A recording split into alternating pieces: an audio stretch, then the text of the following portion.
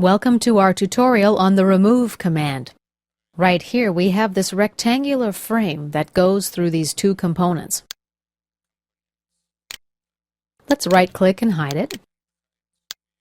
And as you may notice, we actually don't have a hole that this frame should go through.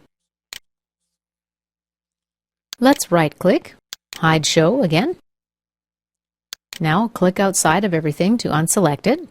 Let's activate the Remove tool. We'll select Part 3. And here is our Assembly Features definition window.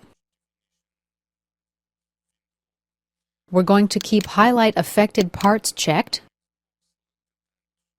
From the Parts Possibly Affected list, let's select Part 1 and Control-Select Part 2. Click the down arrow to bring them down to the Affected Parts list, and click OK. Now let's right-click and hide Part 3. We see that a hole is going through both of these parts now. And let's bring Part 3 back. Right-click, hide show. What I'm going to do now is change the shape of the sketch that drives the shape of this frame.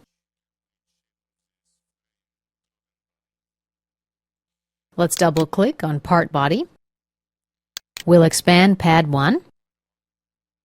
Double-click on Sketch 1.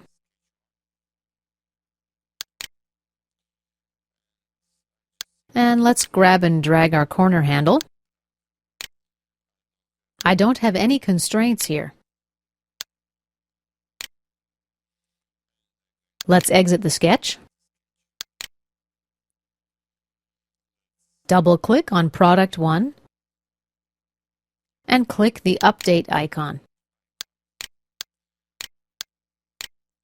Now if I right-click and hide Part 3, you can see that the hole follows the shape of this rectangular frame.